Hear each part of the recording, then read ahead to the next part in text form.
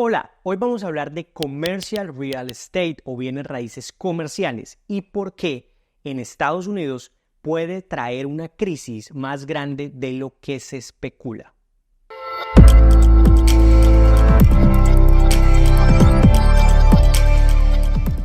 Cuando hablamos de inversión inmobiliaria y bienes raíces en general, vamos a encontrar diferentes tipos de activos en los que se pueden invertir. Tenemos los más tradicionales como el sector residencial, que son las casas, los apartamentos, básicamente donde vive gente.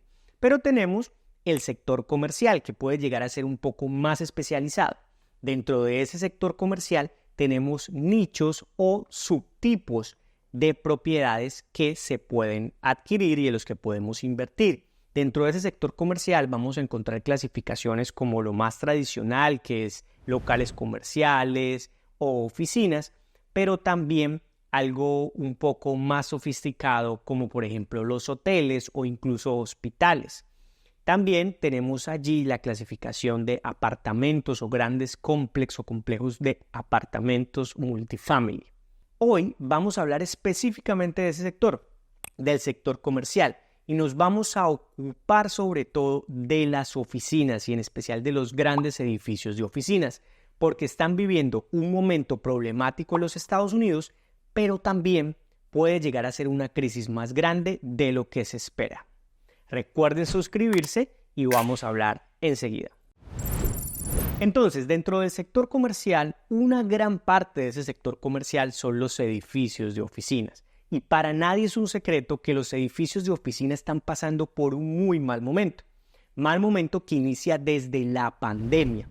Con el choque del COVID-19, uno de los sectores más problemáticos o que tuvo más problemas fue el sector de las oficinas, pues la gente dejó de asistir a las oficinas y estos grandes edificios que son rentados por grandes corporaciones y grandes empresas empezaron a vivir un choque en la demanda. ¿Qué pasa? Por supuesto, como todos sabemos, el teletrabajo llegó y en gran medida podemos decir que llegó para quedarse, cambiando los hábitos y las formas en las que la gente trabaja en las empresas. Cuando no tenemos trabajo 100% remoto, hoy en día lo más usual es tener trabajo híbrido. ¿Qué implica esto? Que ya las grandes empresas no necesitan tanto espacio de oficina. Por ejemplo, si teníamos una empresa que necesitaba 5 pisos de oficinas, si cambia de trabajo full presencial a trabajo híbrido, donde sus trabajadores solo van 1 o 2 días a ese espacio, pues ya necesitará solo 2 pisos. Eso implica que ahora 3 pisos adicionales entran a la oferta, entran al mercado. Y no hay, al parecer, la suficiente demanda para ocupar estos edificios. Esto trae un problema muy grande. Lo primero es que no tenemos ocupación suficiente. Cuando no hay ocupación suficiente, no hay ingresos suficientes. Y en real estate, como veremos más adelante en este canal, lo más importante es la generación de cash flow. Es la generación que permita sostener la operación del inmueble y generar una utilidad.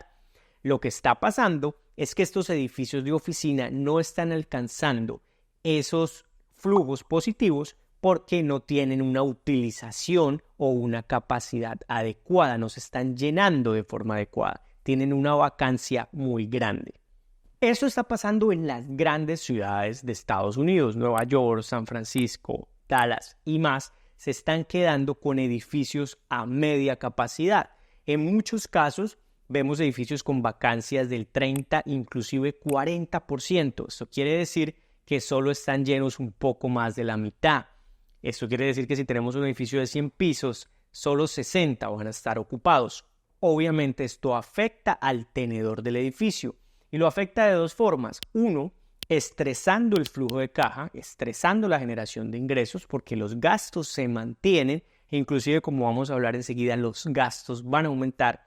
Pero además de eso, va a depreciar el activo, porque si tenemos un inmueble que se valora normalmente como otros activos financieros y otros activos de inversión con la generación de flujos de caja, pues si tenemos menos flujos de caja, menos generación de dinero, nuestro activo vale menos.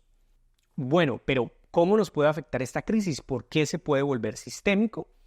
Básicamente porque los dueños de estos grandes edificios son grandes fondos de inversión y bancos que tienen participaciones allí. Y en los que no son dueños los bancos tienen gran parte de la deuda, es decir, han prestado dinero a los tenedores de esos edificios en gran medida y en gran proporción, y préstamos que se hicieron a valoraciones irreales para el mercado actual, es decir, se prestó dinero teniendo en cuenta que el activo valía mucho más que lo que se está descontando hoy en día.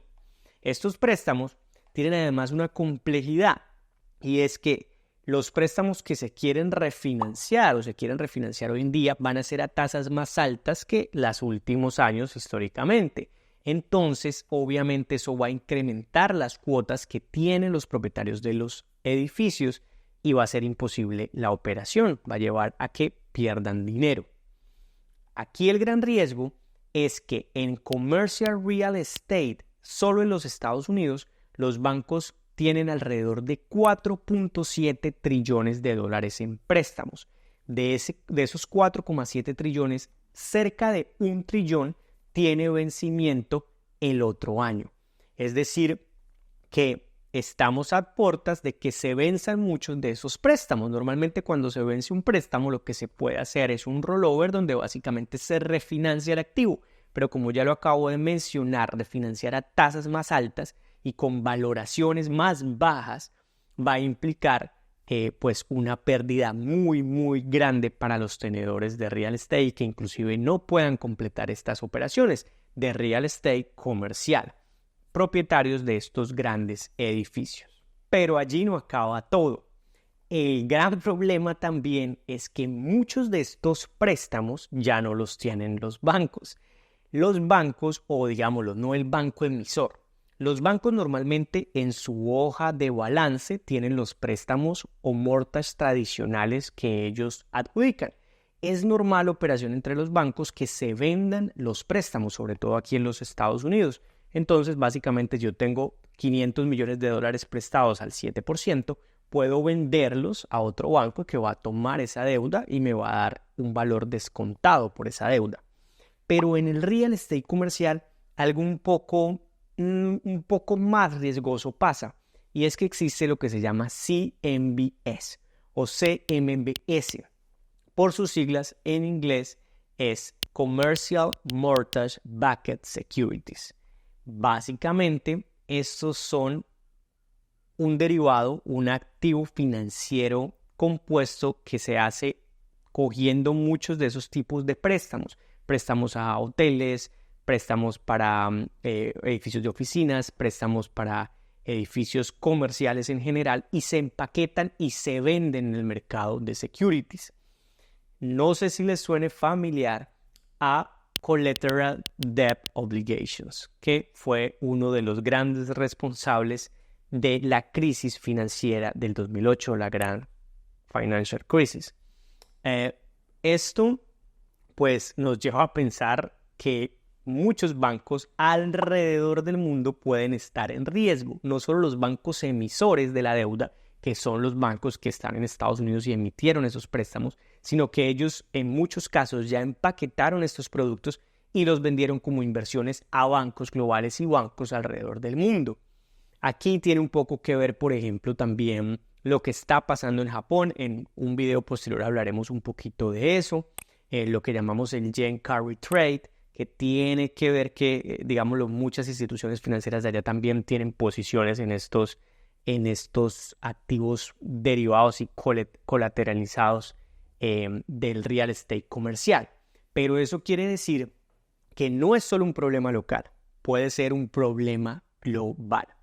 Esto, por supuesto, ha llevado a que haya una presión muy grande sobre la Fed también para que baje tasas. Sin embargo, no necesariamente esta va a ser la solución, no necesariamente sabemos qué va a pasar. Estamos en un mundo donde pues todo es una probabilidad, pero lo cierto es que los tenedores de real estate comercial están pasando por un mal momento y esperemos que no se expanda en una crisis que nos afecte a todos.